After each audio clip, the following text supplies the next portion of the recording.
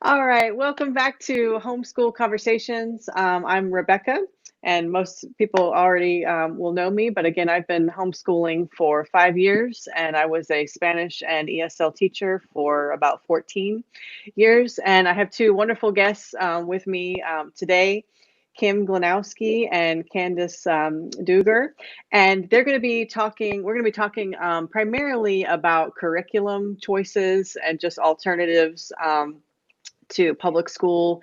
And again, right now we've been seeing a lot of people are nervous about the fall of what's going to happen with school.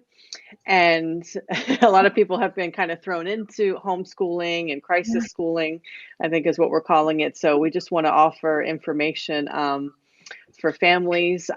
This broadcast we've scheduled this for a while, and we know that there's a lot of turmoil and tension in our nation right now.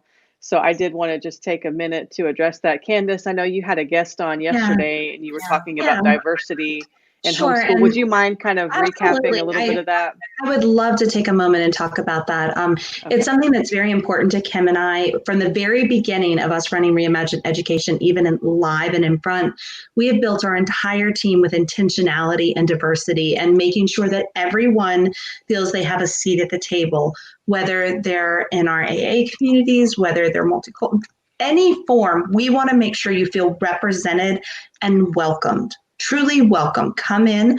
We will make sure we connect you to community because community is important. And I am a newer homeschooler. You heard a little bit about Kim's in our story today. Kim is the forever homeschooler, homeschooled her kids all the way through and still homeschooling her kids through college. I had my children in public school and in private school and pulled one out almost 5 years ago now and the other one a couple of years ago for different reasons, but have found that even in this conversation, there's a lot of things have been done the way they've been done a long time in the homeschool world. And I would go to conferences and it's almost like there's a lot of segregation within even our homeschool world. And so we want to make sure we set a huge wide table to have these conversations of diversity, of bringing in curriculum choices, of how do we have the race conversations with our children? How do we have healing? The mom I had on yesterday, she's amazing.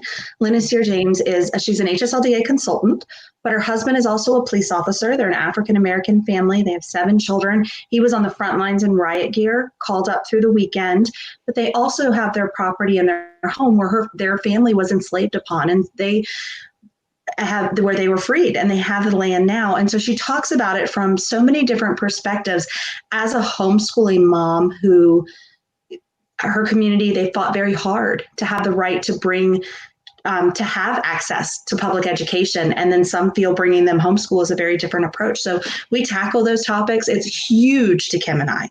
And in our conference that we're running, we are not only pulling together the people who run the homeschool multicultural conferences, we are putting front and center one night, like our whole event will have lots of things, but we're putting this conversation front and center so we can build some healing and to also help people in our community start to see maybe ways we can do it better, not just having 1 or 2 people come and speak, but true integration in our conversation so that everyone looks like they're welcome. They are welcome.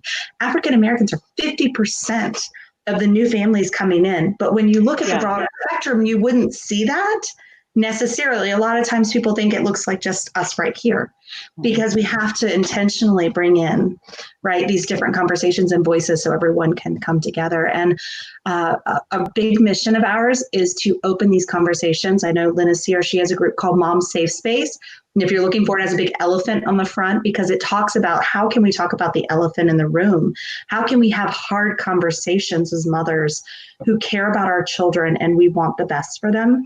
How can we do that with sensitivity and bridging the gap and starting to try to do a better job, right? That we're all reaching across the board in that. And it's just been such Kim and I are Christians. We felt God really put on our hearts that we needed to help these families, but there's a bigger purpose in this that we can bring forward and trying to help bridge and let everyone know they have a place within here and you have a community. And there's a way that we can also start stepping back and talking about micro schools and how can our churches help step in the place for these smaller things, not big, massive schools, but smaller places where if there's socioeconomical, how can we feed the children through there? How can we get the curriculum? How can we make sure they see their voice, not just in a box curriculum that we may normally suggest in our homeschool world, but pieces where they really see their history built within that. And so it's been a humbling place for us to talk. It was a very hard conversation. I think we talked a couple of hours yesterday live, or an hour live and an hour off, about how we can as leaders do a better job. But it's something I'm very humbled to be called to step into as we're tackling this. The whole world has changed. I don't know if I'm echoing too much or not. Yeah, a little bit. Your volume's up a little, maybe. I don't know. I find that happens for me. You can try, maybe. I don't know. The whole world has changed in the last couple of months. And it used to be that, we would say, well, the whole world has changed since 10 years ago. And then the whole world has changed since last year. And now we're like at a weekly world change. And we as homeschool leaders really need to step it up. And we really need to have a broad table. We need to welcome people. And we need to figure out ways that work. And so I love what Candace Duggar did yesterday. And Lena Sear is a great friend of ours, so that was easy in that circumstance because she's just such an amazing. Call at midnight and be in prayer at midnight and say, hey, or 11 o'clock, it was late, and her husband's on the streets in riot gear and her family's in prayer, and say, I have a show ready to go, but I feel God's calling us to have this hard conversation. And I know it's a big ask, but if you're available, I'd like to create this space because we need healing. And I'd like to give you have such a unique perspective from homeschooling and leadership and your husband on the front lines and worried about your children and your husband every time they leave the house, and from your property. And you even have your family history is in the African American Museum. You had a small piece there and in different, how can we help facilitate this better? And she was so beautiful. I just showed up and said, let's go. I mean, that's a big ask for somebody who's got a lot going on to have that conversation. We were very grateful. Yeah, that's great. Yeah, and I appreciate the authenticity. I know sometimes I feel like with my kids, we do, and I do try to have those hard conversations with them. I try not to sugarcoat anything. I've always tried to be, any questions that they have, but there's times when I feel like we'll do, and I'm very big on foreign languages because I'm a former Spanish teacher, and I know, Kim, with your Eden Hope Academy, that you guys have Spanish is a big part of your curriculum. Yeah, absolutely. And so while that's a passion for me, I also don't want to just, okay, we did our little story, now we're, back to normal.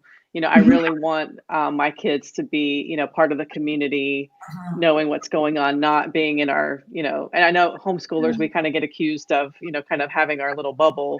But to me, homeschool really opens up so many opportunities to be in the community and to get to know other people. And like I say, through foreign language, and I want to do an entire segment on foreign language and the importance of learning at a younger age to really gain fluency. Because for me, foreign language has really opened up. I've had conversations with people I never would have had anything in common with. I've been to countries and met people and, had those conversations that I never would have been able to otherwise. And so I really want, my kids to have that too. But like I said, I don't want it to be, okay, we just did it this one day. Okay, we're done with that. Now we're moving on. Like it needs to be. The difference for us is as homeschoolers, we're able to live that in daily interactions with people from so many different economic and just culture environments. Where in public school, at least from the kids that I've seen, it's like almost a field trip. They'll see another part of society, but it's just for a short amount of time. But I know with my kids in homeschooling, we are literally in different areas, different days of the week, and they're completely different. And I love that freedom. I love that diversity that we're able to capture in our days. Yeah.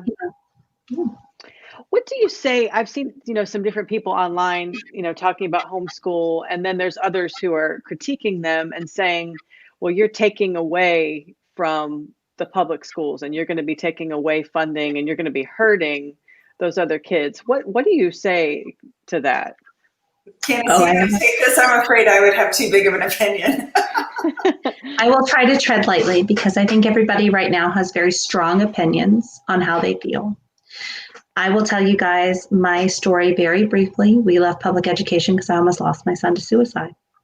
And it was a very dark time. And we had gone public school and private school, and I knew switching him to another program, just going to another school, was not the solution.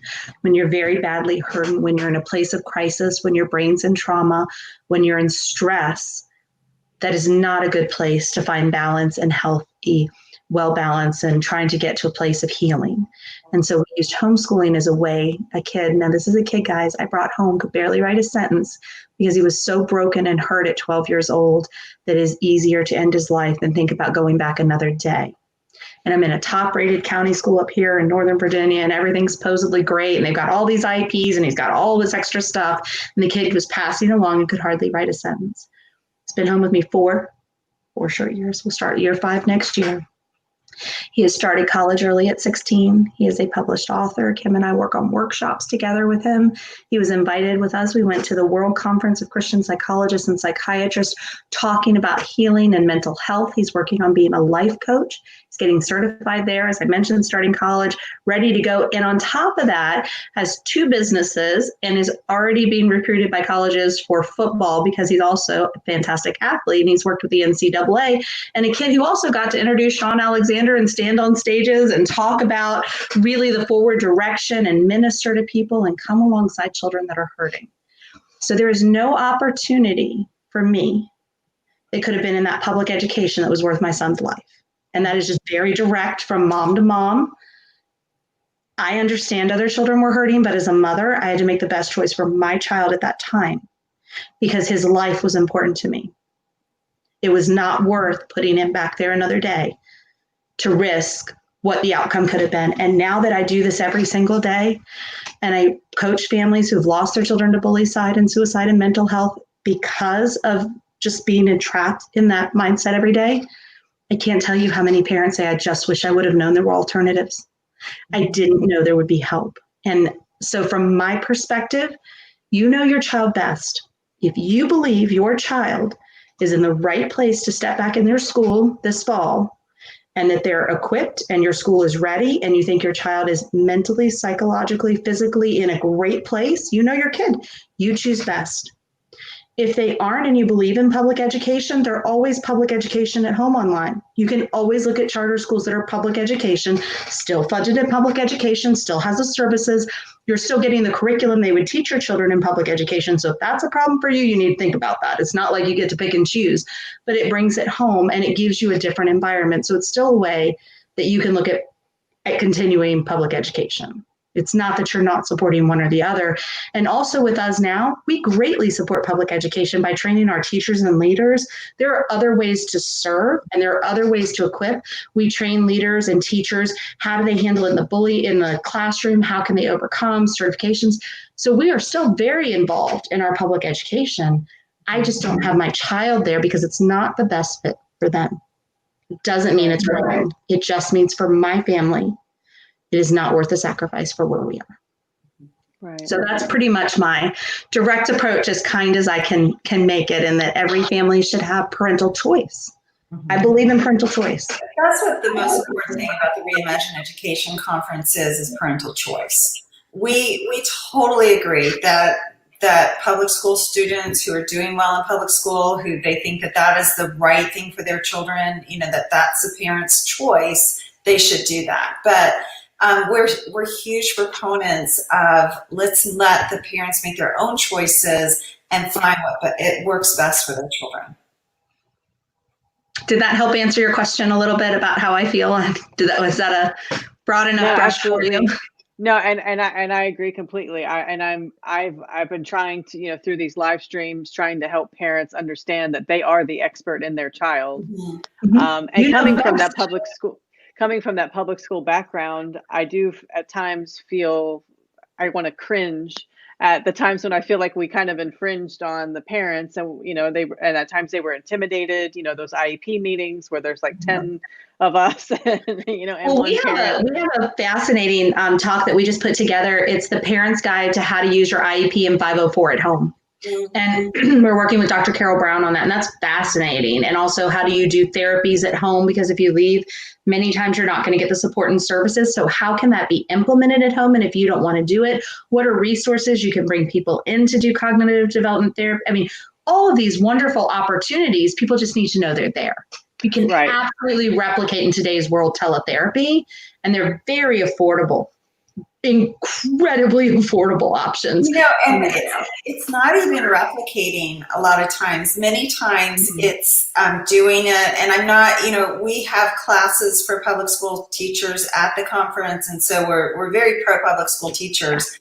But many times when you have the time with your child to do the therapies one-on-one every day consistently, that frankly, the counselors, the people in the public schools don't have the time to do, you can see amazing results. And so like what Candace was talking about, the Equipping Minds program with Dr. Carol Brown, that's going to be a big part of our conference, and she's going to be showing parents how to do that. And she's got a program that's not very expensive every month, that it shows parents every single day what to do. So if, for me as a mom with a child who is autistic and severely so, I have tried out therapy after therapy after therapy. And what I found is that consistent every day, doing it within a certain time during the day has been the most beneficial. So I really encourage parents who have special needs children to find those resources and figure out how they can do it, because it can be fun. They can really show some. Well, they're done in games. It's all done in games and play and things your children want to do with you anyway. It's not boring therapy. And there's just great ways that your kids can start to make huge progress that you may not have seen. And these are programs that are also used in public schools. They're just available for parents to be able to use online. I know she's doing a workshop, I think tomorrow, where college students that are getting their master's level of education will be training under her and how to implement it in their classroom development and getting certified to do that as things are moving more online, right? Our teachers are going to need a heart. And as you talked about the importance, and here's one thing I'm not seeing a lot talked about in public education really doesn't know how to teach at home. They don't understand distant learning. You cannot put up a Zoom and just think everybody's great. That's why we have a heart for teachers, whether you're in public school, private school, or you happen to be a homeschool teacher teaching online. Some of the classes we're bringing, we've contracted one of the top teachers in online learning, not in just our country, but internationally. She's already taught in 50 different countries this year. How do you teach effectively online? How do you get classroom engagement and skills? It's a very different mindset. How can you make money at home as a teacher if you're not looking to go back? Also, how do you teach and manage your own children and using technology and working development? So when you hear about teachers, like, we support you. We're not trying to do one or the other. We're trying to equip everyone, including resources that we see our education system is not providing to teachers simply because it's not in their wheelhouse. This is what we do all day long. You just don't know what you don't know. So as a segue to that, Candace, part of what we're doing is training parents as well as teachers to teach during this COVID crisis online with the schools that are online now, the extracurricular schools and the extra schools that are online. And we're teaching them how to do that with some of the nation's top online teachers. So it's a really great opportunity for parents who need to stay at home now because their children are, or teachers who've decided to stay at home, or even teachers who are still teaching. There's just so many great ideas and tips to make their classrooms actually interesting from online. All right, and let's talk real quick about Reimagine Education and about the conference. Sure. And again, you've been sort of touching on this, but if you just want to kind of tell us what this is, how can people get involved? We're so excited. So, well, just a second. So it's Reimagine Education Conference, and there are quite a few Reimagine Educations out there. And so you have to actually, we're always telling people, Reimagine Conference. But go ahead, Candace, because this is I'm so excited. I'm so excited. So Kim and our passion, when we run this conference live here, we're in Northern Virginia, right side out of DC. And this year our event had actually already exploded and we had people flying in from all over the country. The NCAA flies in Kevin Taylor, who's the guy who approves every homeschooler to play in athletics and like wrote the program for all homeschoolers to go through. We have speakers. Heidi St. John is our keynote speaker. Do you know Heidi? Rebecca, are you? No. So we have tons and tons of speakers that are coming on board with our team. And we have always focused on our public school to homeschool families or private school. And so now we're going to an online conference. We are rolling out July 27th through August 1st. So it'll be a week-long conference. You can show up on day one and know nothing, zero. We will teach you the laws, the rules, how to get started. We have HSLDA and many of our state leaders, like here in Virginia, HEAV, coming together and partnering with that. But that's a very small part of what these families are dealing with right now. Just getting started with how to do it in curriculum, we need to talk about all the other problems. That is a piece. That is one of the bigger pieces of our conference. We're so excited about it. It is not an online homeschool conference. That's one thing I want you guys to get. It is not an online homeschool conference. It is to teach you how to telecommunicate, how to educate your child at home. Yes, but you have public education at home, private schools. How are you going to work? How do you run your small business? How are you going to create productivity in your employees? How can you use social media to grow your business? How can you use technology to implement your day? How can you use different apps and some newer things to delegate to your children in keeping schedules from different businesses? Marriage issues, heavy stuff right now that families are dealing with. Mental health, online safety, keeping your kids safe in gaming and online platforms, things from sex trafficking that are happening in your home with your kids on webcams. We're tackling these tough issues and also keeping wellness, mental health, teaching you how to pivot in your careers and your families as things are transitioning. So yes, we will teach you how to do it at home, but a bigger part is how are you going to have a successful year? Because I think many folks would realize the last few months have not been very successful. Right. Well, They've been hard. it's also retraining your family. So it's also learning how to be a calm and cohesive unit as a family. And that's one of the parts that we really love. We've got Kirk and Casey Martin coming from Celebrate Calm, and they're doing a whole host of talks. So these are things that moms and dads can listen to, they can implement, and suddenly they're going to find peace and harmony in their home. And one of my favorite ones is how to get your kids to do their work, right? How many parents are like, I can't get my kids to do the work. We're covering that, guys. You've got to talk about character before you can talk about curriculum, right? We're going to teach you how to put all of this in place and how to get down to some real, like serious talk. Not, well, we'll just give them a timeout. No, we're going to get down to some serious tips and tools and how you can implement this in your house. How can you use technology to set boundaries on gaming and phones and screen time so you're not running around the house collecting phones and screaming at everybody to get off their screen times? How can we teach you to use what's already there to limit exposure? They're big. Kim, I was trying to remember what else. Oh, defiance. Defiance. We're tackling defiance. So we have a guest visiting us for a little while, and this morning as I was leaving, because I've got to come in to do the shows, and I was running late, and so I asked my son, can you make me some eggs? And so he did. He put them on the table. I'm trying to scarf down the eggs real quick, and I said, what are your schedules for today? And so my two younger children were saying, well, I have math, I owe you a paper, I'm going to read history, and I've got the personal finance program that we're doing, and then I wanted to do this, and I said, and it's this one's dish day, and it's this one's this day, and they said, okay. And so I was like, so we have our day scheduled, right? And they were like, yeah. And the person who was sitting there with me was going like this, and she's like, I've never heard of that happening. You know, she's like, I've never experienced what you just did right now. And it's because I've listened to these amazing speakers that we're going to have at the conference. Candace and I hand chose every single speaker, every single vendor, because we personally have benefited from it so much. And I love not feeling like I have to yell. I don't really yell. And to be honest, for some of my beginning years of homeschooling, I would just I just lose it. I just, like scream. I was there. but I love being able to treat my children with respect. I love being able to have respect given back to me, to just talk, like a normal conversation between two adults, even though they are children.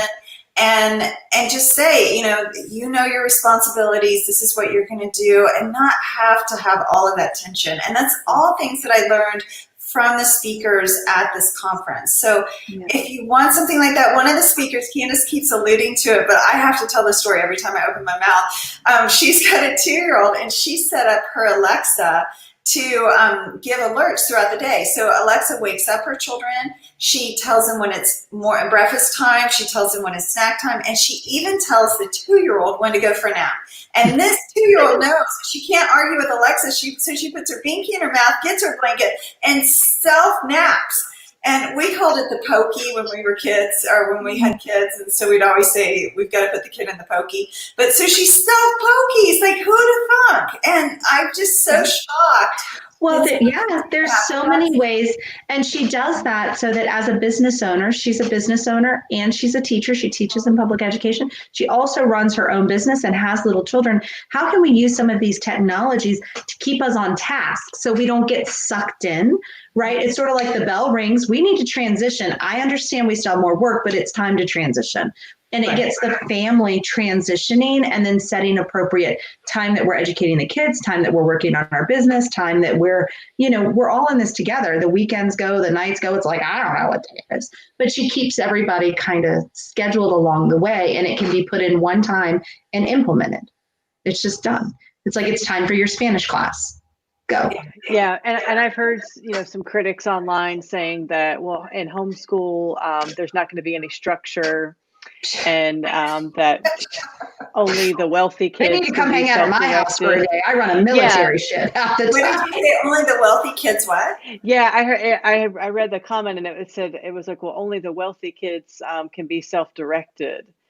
That sounds like a very judgmental conversation. Yeah, there's a fight. There's a judge that only the wealthy kids are capable of doing it themselves. I mean, right. I didn't push back on this online. Nowhere to draw it, right? Nowhere to step in, right? Like, just go. Yeah, but then I've been reading. I don't know if you know Carrie McDonald, the book Unschooled. And she talks a lot about, in school that we learn, and people talk about socialization, with homeschoolers. And she talks about, well, socialization is learning those unspoken rules of society. And in school, you're learning conformity, you're learning to sit down, be quiet, raise your hand, all those things. And so I think if kids are conditioned that way. Wait. So you're going to get killed. I'll be back in 5 minutes. She loves this talk.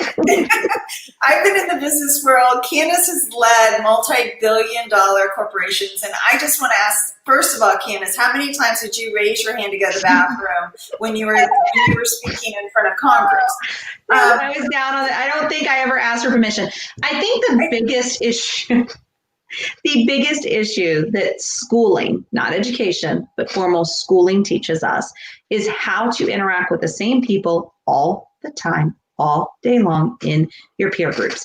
It doesn't stretch your minds when we're talking about wanting to push issues of cultural diversity and push issues, strong issues. How do you do that with the same people each time? And normally in the same community, in the same socioeconomic area, what are you doing to really push this conversation?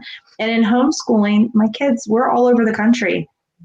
We travel and we go. Now, granted, we're in a little difference because we speak and they write books. And my youngest son's on the spectrum and writes, he has interviews tomorrow on service dogs and autism. And how do you use that in our homeschooling world to help implement and make our lives easier?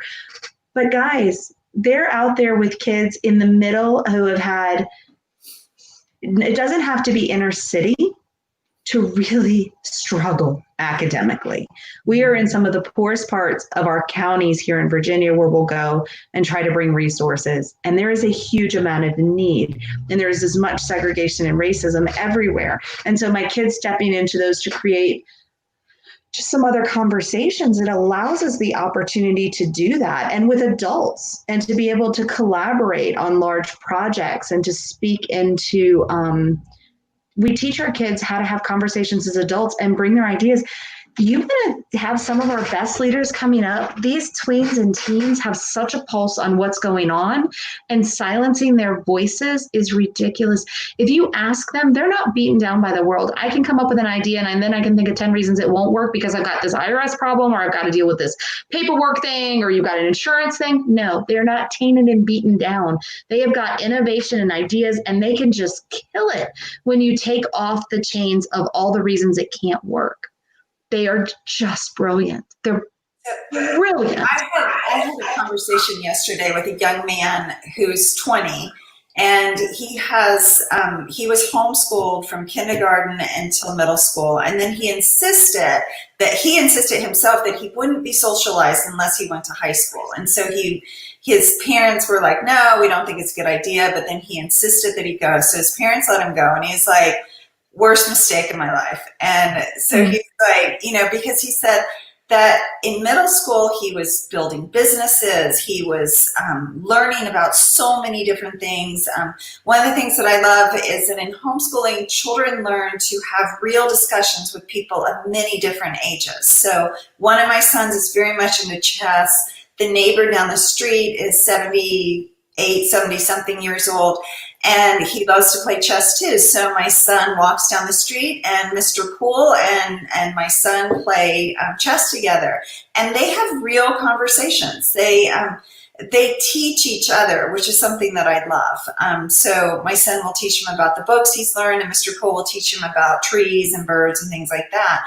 But it's not like my son has no barriers in those conversations where he feels awkward or insecure as a 14-year-old speaking with a late 70s-year-old man. And the same thing goes for younger kids. Homeschoolers play with everyone. They interact with everyone. Whereas in school, you're so boxed in every day with just your peer group. And you wouldn't dare be caught playing if you're a sixth grader with a third grader because you're a sixth grader. You just wouldn't do it. Whereas in homeschool, half the times when they're asked what grade are you in, they have no idea what to say because my 14-year-old's in calculus. And yet, and then he's in, I think he's in ninth grade, but then he's like in ninth grade English, and then he does physics, and so he's all over the place with grades. And I think that's one of the reasons that people will say, well, you're not socialized, because they're not giving the answers that people want to hear. They're just being more accurate about it. They don't really understand the definition of, sorry, somebody started echoing. Is that my end? The definition of, I'm going to put this in. Sorry, guys. I don't know. It sounds like it's fixed now. Okay, it's better now. Yeah, it's okay now. Okay, I don't know. We're all fine. They don't really understand the definition of socialization is one problem, right?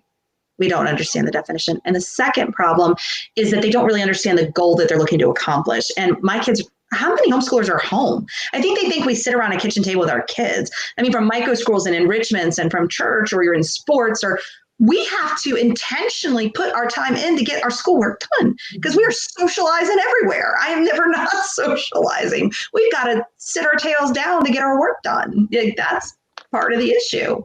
I just think it's a misconception. I haven't heard one person out there screaming about their socialization with all their kids home.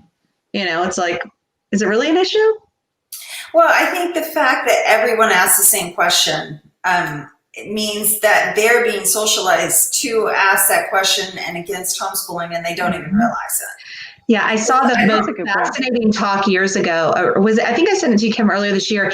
It was on don't be surprised when you send your children to Rome and they come back. Or you send when Caesar educate your children, they come back Roman. Like, don't be surprised. And why are the same three questions that everybody always asks is, are you allowed to homeschool? Can you socialize? And who chooses your curriculum and approves you? And it's because we've all gone through the same education system to believe that's what education is. Mm-hmm. We've all pretty much historically gone through the process to believe somebody else will approve you.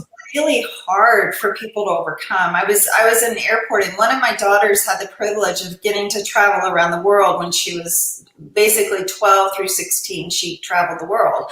I'm very jealous. And so she was at the airport, and we were flying to a conference that she was going to be, she was going to do the booth in. So, I think she was like 16 at the time, so very young. And this elderly man sat down next to her, and they started talking about their travels. And so she was talking about, you know, the Mediterranean, and she was just going on and on and on. And they were flipping into different phrases from different languages, and you know, it was just amazing conversation. He looked at me, and he's like, how were you able to get a child to be, you know, this well-versed and all? And he said, you know, what school does she go to? And I said, she's homeschooled. And he instantly said, but what about socialization? And I'm like, how is she not socialized if she's able to have this conversation with you right now? But he didn't get it at all. Like, there was no concept that he wasn't getting it. And so I think what Candace said is correct, that I'm not sure they understand the definition. Right. I think, what is it from Princess Bride? I'm not sure you understand what that word means. You keep using that word. I don't think you know what that means. Yeah. Yeah. No, and I definitely think, like, when we kind of started off talking about this with the self-direction. And I think that's something that, you know, kids, they're certainly able to learn that. And that's really, I hadn't thought about some of the technology that you're talking about. I mean, why are so many of our kids, our homeschoolers, or even the tops being recruited over the top private schools out there? They learn self-direction early. They aren't waiting for a teacher to send them a packet to know what they do. They know how to go and learn and be innovative. And when there's a problem, they're learning all along, how do I correct the issue? Not just waiting, well, I didn't know the login didn't work, I'm waiting for somebody to get me caught up, or I'm waiting for the test. They're learning the information because they're taught to do it. And so they're very well prepared when they get there many times. They don't have the boundaries of, you know, I don't know how to do it. I looked on my Amazon account a couple months ago, and there were some parts on there. And so I called the kids, and I'm like, what on earth is on my Amazon account here? And they were like, oh, well, the lawnmower broke. We looked up at YouTube. It said we needed to buy these parts. And so we ordered them. And it was like, okay, that's cool. You know, but I love that thought process. I didn't even know the lawnmower broke, first of all. I didn't know they had found the way to do it on YouTube, and then they fixed it. And, you know, that's a lovely thing. It's a lovely skill for them to have for the rest of their lives, that they didn't just quit mowing the lawn when the lawnmower broke, or they didn't say, well, we have to bring it into a shop because the lawnmower broke. They actually figured it all out on their own. And that's something that we find again and again in homeschoolers, that they have those skills because they've been taught how to figure things out, how to find things out for themselves. Yeah, that's great. And having the motivation. And I know, and I've got some licensed counselors that I'm going to try to get on and address, you know, different like conflicts that families are having, and motivation. And that's definitely a big one, especially, you know, when we're talking about online learning, you know, but quite frankly, guys, let's be honest. If you have got your kids and they've been in distant learning, and you think that they're going to be motivated to turn in the work, we're kind of kidding ourselves. Yeah. When they're not told, at least where we are, it's a pass fail, do it or don't do it. You can get graded or not get graded. I mean, if the IRS came to me this month and said, hey, guess what? You can do your taxes or not do your taxes. We're good. It's a pass year. You're moving on anyway. I'd be like, duh, no thanks. You know, who's going to do stuff? Because, I mean, maybe 10% of kids are like, woo, give me the homework. But most of them are probably going, hey, I'd rather go do something else. You know, who is motivated to do worksheets after worksheets after worksheets that are not being graded? They don't matter. It's not new information being given to them. It was to prepare them for tests that they're not even taking. Who wants to do that? They might go into the Zoom and communicate. And that's nothing that's really a reflection on the teachers. But about March, you've been a teacher in public education. About March, there's not new information being thrown out. You're starting to transition and start spiraling back through the year to get them prepared for the end of the year testing. Yeah. And that's what you're doing. You're preparing for the testing, and then the testing is gone, and teachers are having to, and I understand, justify the hours, justify what they're doing. So they're providing links, and here's information. And what you're seeing is what they would have done. They are reviewing to prepare to test. And so if that's not there, how's that helpful? I think that's important, Candace, what you were saying. But I think that we need to help those parents who have never homeschooled, because when they come to us and we're talking to them about, and Candace and I both help so many parents with transitioning from public or private schools to private or homeschooling, And one of the things that we tell them from the beginning is you've got to stop with the curriculum for at least a period of time, and you've got to find your children's passions. And most people call that, the term that most people use is deschooling or unschooling during that time. But basically, you're retraining your child to go from schooling to education.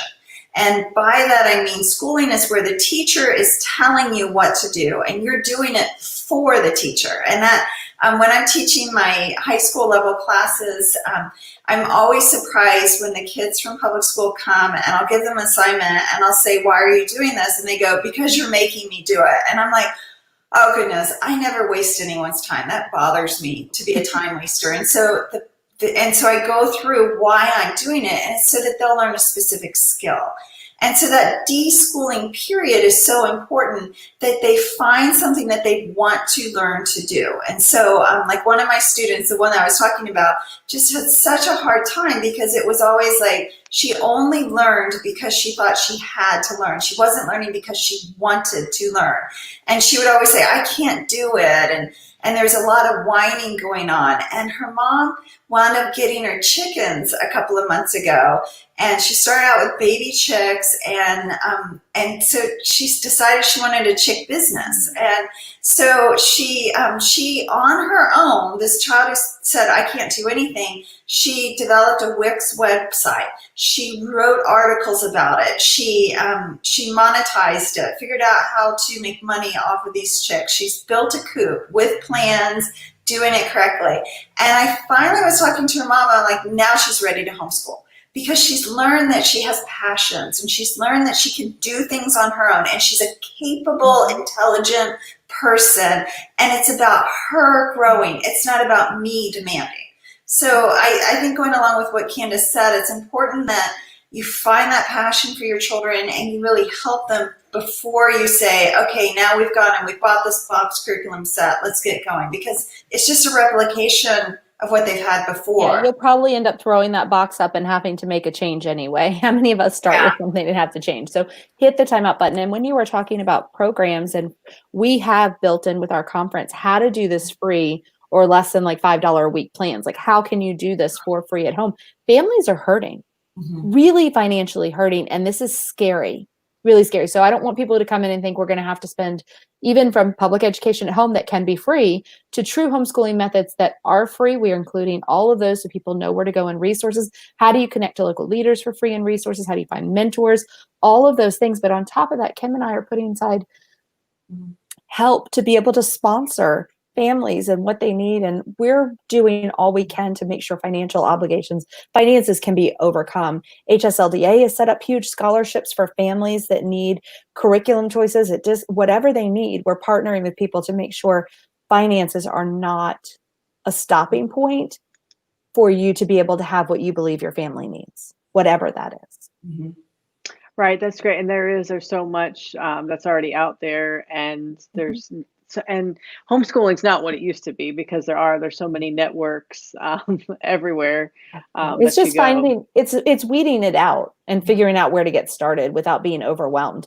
One of the worst ways to start a family is to send them to a big curriculum fair, and they just glaze over because they're not used to any choices. They're used to send your kid to your school and they take care of everything. You might get art or band or something, but you're not getting choice. And then we show up and we're like, let's talk about methodologies. And would you like Charlotte Mason? And would you like to talk about classical? And would you like to talk about how about, everything under the sun? And then Kim and I could talk about Hebraic education, and we could talk all kinds, and we can freak parents out. And then I can give you 50 choices for this one option. You want to talk about freaking a parent out to not actually take a step forward, is to give them so much that they can't process, right? They're already overwhelmed. They're already stressed. They need baby steps. So part of our conference is, okay, if you're homeschooling a special needs child, are you looking for public education at home, private or online, right? Or homeschooling? And then within that, we'll have one or two choices. That's it. Are we looking for A or B? Let's get you started and then add on more. These are the choices that my oldest is 21. I've homeschooled her the whole way through. I have 4 children, but I homeschooled 2 extra for 8 years. And then I've run communities for like 12 years now, so a very long time. And so these are not choices that we're just, and then Candace has really delved into these as well.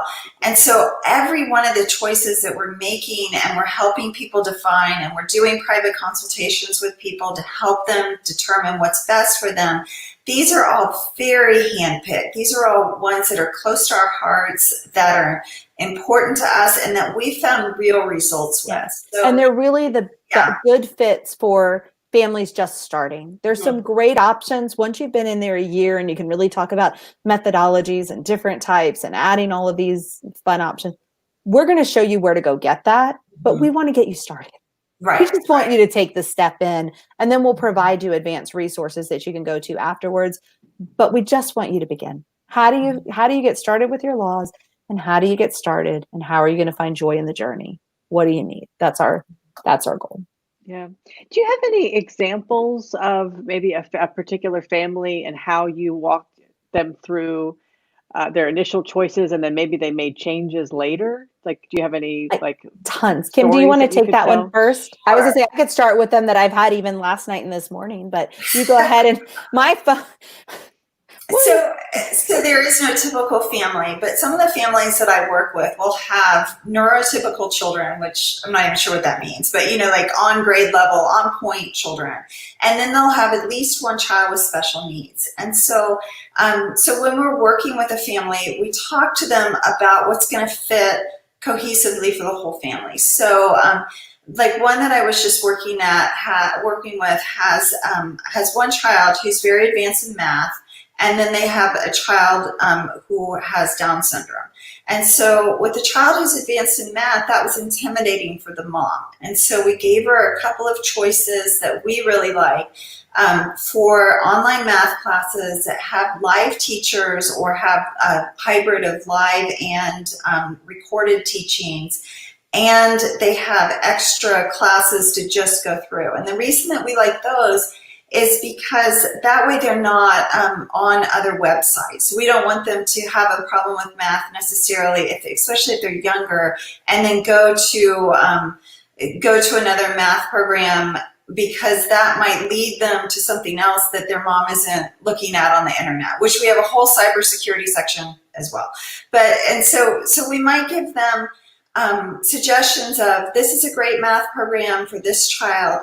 This is great occupational therapy that you can do with your child with Down syndrome. This is amazing. We would really recommend that you go with like this person for that. And then we would talk to them about, how is the day going to look like? You don't want to be chained to the table with your day with your children who are being educated. And so let's look at it from the perspective of, how are we going to map your whole day and then map your week beyond that to make sure that you get what you need to get in, but it's only going to be a couple of hours a day. So don't elongate it. And let's look at some techniques to not make it so incredibly painful for everyone. Something that parents, a lot of times coming out of the public school system, want to do is the full worksheet. And that drives Candace and I crazy. It drives my children crazy. Like, if you have this ginormous worksheet with 100 problems on it, and your child knows how to do the first 10 of them perfectly, then why are you making them do them all? Like, seriously, why would you do that? And so we talk about, let's talk about, Candace goes diagonally with her children. I scatter. I think that's more of our brain type. She's more organized. So I'll circle 10 of them on a worksheet, and I'll say, if you get, and my kids know this is the rule, if you get them all perfect, you can go on to the next sheet. If you get one wrong, you have to do 3 more. I just want to make sure that you know how to do it. Yeah, so you're not just busy work. We don't do busy work. I don't waste people's time. And so, and so that would be an example. Or if you're working on writing a paper or something like that, these are the types of people. They need to be able to write a really solid 5-paragraph essay. You can start them out in about the 3rd grade with the tools for doing that. And so we'll talk to them about how to start working that into your children's writing in about the 3rd grade, so that when they're 5th, 6th grade, they can hammer out a 5-paragraph essay on any topic in 15 minutes, 20 minutes. And they can do it well, but we just start them out incrementally and we work with them as they're doing it. And so those are the types of things that we work with parents on, is that not only just the curricula, which is very important, and the deschooling, finding their children's passions, but also how to homeschool at home where it's effective and they can move on. And I, like I said, the kids who I've homeschooled who are neurotypical are starting college at about 15, 16. So it's not, and these are dual enrollment, full 4-year college programs. They can graduate at 19, 20 if they choose to go all the way through. So it's not, when you reduce the workload and you make it more efficient, it actually does work and it's very effective. It's not, you don't need all that busy work in their day. So Candace, what would you say? I would say within that, I also it's really important to understand your teaching style before you start picking curriculum. Understanding a parent style. If you give me a box curriculum, I am so A-type and strong-willed, I will guarantee you I can go through it and go day 1, 3, and 5 suck. We're starting on 7. Just because I want to have my stamp and my opinion on it. It's just the way it is. I know enough of myself that I like to pick and choose. I can't stand wasted time, as Kim said. So I'm going to be pretty selective, knowing my personality type. I work with moms who could not begin to understand my methodology of teaching. They want to know on day 1, I want to teach English, math, and my science. On day 2, I have English, math, and I have history on day, and then I'm having art. And they need to know an exact schedule because that's their personality type. We need to start helping families understand their own personality type, their own teaching type. Just because it's the right program for your child does not mean it's the right program for the mom. It is or the parent. I should not say the mother. The parent who's leading the right education solution. We have got to start. If you want anything to be a success, you have to look at your teaching style. And do you need to outsource? If you're a working parent, do you want it online and outsourced and you're not doing any grading and everything is done for you? Or are you more of an eclectic mom who really wants to dive in deep and you're excited about this journey and you want to be involved in creating the science experiments and building the art projects and doing the nature walk side by side and creating strong unit studies and building drones? Guys, I have been banned from my kitchen of science experiments because I blew up my microwave with plasma one day with grapes and there was fire extinguishers and everything. It was like day 5 of homeschooling. And my husband's like, what happened? And I was like, well, it was chemistry, possibly with a physics experiment. Now health and safety. I don't know. It was a busy day. So,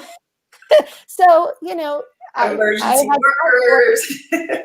I've been asked to outsource my physics and chemistry classes from our house. And I think what you're getting on is an important topic. Homeschooling ranges the entire gamut of mom doing everything with your children to mom outsourcing everything and managing. So Candace and my kids take Spanish from a teacher in Venezuela. And she teaches our kids a couple times a week, and she's a formal teacher, and it's amazing. And so, I don't speak Spanish. I wish I did, but it's amazing to have a native speaker in her country speaking the language and really teaching our kids. My kids take math online. They're doing a personal finance class right now. So, and then there are subjects. I'm a history nerd. I can talk to you about history all day long. And so my kids do history with me. And so you have that ability to outsource subjects, outsource the whole thing, to manage it, to talk with the teachers constantly, to be honing it to what works best for your child. So you just have so much more flexibility in what you want to do. And for me as a mom, it changes by the season. Yeah. I'm an author, I'm a speaker, we travel, our busy seasons, our school may look very outsourced for 2 hours with mom stepping in a little bit. Mm-hmm. When my son is in football season and we're traveling all over the country and going to nationals and we're talking to college, I've got a whole different approach. That's kind of our summertime, actually. Mm-hmm. Our athletic, hardcore season, we might be doing a very little. Our off season, when we have more time and flexibility, is when we're getting certified as life coaches together. When I have my son, as Kim has helped him produce his book, writing a book and teaching a child with autism, how can we take one thing he loved, which is his service dog, how can we use that and create unit studies? He learned writing, he learned grammar, he learned publication, he's learned photography, he's learned marketing, he's learning interview skills. He knows how to open a small business and how to collect his money. He is learning, working on being able to do TED Talks. He's worked with somebody has asked him to come alongside and do a second. Well, he's doing multiple books, but a children's book deal of teaching early readers with autism in the homeschooling world how to read. So we can take one thing the child loves and create a huge amount of, say, a season for us. That's a 2 to 3 month season to write a book and teach all of these things. But look at how much he learned. He learned math, he learned language arts, he's learned public speaking. And for somebody who struggles with that, it's wonderful. Like so we have actually HSLDA tomorrow. Anybody's on? We'll be there at, I think, 2:00. He's going to be doing an interview with them. Book that you can show real quick? Ooh, I always do, because he's on my back counter. Hold on one second. I want people to see his book, because this is a child who had a passion, who had an idea to do something, and his mom was able to find him the resources to do it. And it's pretty amazing how it's changed his view of himself and his view of helping others through this publication. Yeah. Okay, and I was going to just quickly say HSLDA is Homeschool Legal Defense. Yes. Right. So that's that's his little. Wait, I can't get it in the. That's us. You'll see his picture tomorrow. We're doing the live interview at 2. Like, it's so neat when the kids. I don't know why I'm echoing. I'm sorry. It's amazing when I have a book publishing company that I do with the kids, and we do it through our homeschool program. And what I love to see is kids it changes their lives. It gives them so much more perspective when they've written it, and they see it on Amazon and it's published, and they have this ability to see themselves as something different when they've done that, when they've gone through that process. Because it's not easy, but when they do it, it's such a sense of accomplishment. So tomorrow, our socialization skills will be live interviews and learning TED Talks. And yes, we can do that, Yeah. And we're going to be if you have a special needs child, we're going to be talking about the difference between a service dog, an ESA dog, and a therapy dog. I've been training over 20 years. And so I do not, people call me to train your dog, but I do have done that for a very long time. And I'm going to do a workshop on how you can include it within your homeschool family to kind of make the process for children in trauma and stress or special needs help you in your educational plan. Yeah, and I was going to say, I'm trying to get some folks together to do another segment about vocational training. And I feel like homeschool does give a lot more leeway for vocational training, and that kind of goes into motivation also, of getting kids into something that they're and not shoving Shakespeare down their throat if that's just not going to be their thing. Speaking of Shakespeare, we start out with our children when they're young reading like the Iliad and the Odyssey, all of the. I don't know how to not have that happen, but we start out reading. That's one of my it's one of my pro tips for homeschooling, is that like Lois Burdett, I think it's her last name, has all of the Shakespeare plays in very short children's books with lots of pictures. And then Robin Listener has really awesome Odyssey, Iliad books. So we go through all of the classics, all of those great books when my kids are younger, and we read them at an age-appropriate level, where they understand the actual stories. And then when they go into high school or college and they're reading them in Old English, or they're reading like the Odyssey, like that thick of the book, that type of thing, then they understand the plot lines and they understand what's going to happen, and they understand so many of the nuances, so they actually enjoy those books. And so pro tip, if you're thinking about homeschooling, I can give you a whole list if you let me know, just email me or something. But there's so many great ways that you can teach your children to love what they're going to learn later. And I think that encouraging them and equipping them beforehand so that they can go into it and it looks easy to them is one of the biggest gifts that you can give them. Oh yeah, that's a great point. All right, we're almost at our hour. So I thank you so much for your time. I just want to wrap up and just say, just again, so the Reimagine Education Conference and that's going to be July 27th through Yeah. August 1st. And then, guys, register early because our pricing is going up. I can't even believe we're doing this for $10. We're doing our whole week. You can watch for $10 or $39 for the year. We do have one-to-one coaching if you want counseling and coaching and physical boxes delivered, but those will go up. So if you are serious, I think their registration's open, Kim. Say that again. I couldn't. Registration is open. We're not pushing marketing, but registration is open. Yeah, and it's reimagineeducationconference.com. Yep. Okay, and I'll post a link Make sure we send you on the recording, and then for my Facebook page too, so people can find that. So thank you. All right. Well, any other parting words, for families new to homeschool or thinking about it? Maybe just a quick I do. I think I wouldn't be scared. We have so many people looking at a year, like 1 year of what is discovery going to look like? What is the 1 year? Next year's going to be tough, right? This year's been tough. Next year's going to be really hard. How can you just take 1 year to help your family reset, to help find joy? A year just like a gap year with intention, right? How can that look? How can that be? What could it look like for you to go out and just try something different? It's not a marriage. You're not stuck there forever. Just try something different. You can always go back to what you were doing. That's easy enough to do. And I would tell families this year could be your best year yet. Embrace it. Oh, yeah. And realize that this may be the longest time that you ever get to spend with your children consecutively. And just embrace this time is what I would tell families. All right. And I love the name Reimagine, because I think that's kind of what we're doing is we've kind of had one sort of cookie cutter way of thinking about education, but there's just so many options out there. So thank you so much, ladies. Thank you for joining me. Thank you for the opportunity. Okay, and I'll post those links. So if people are interested, they can find that there. Thanks so much. Oh, thank you.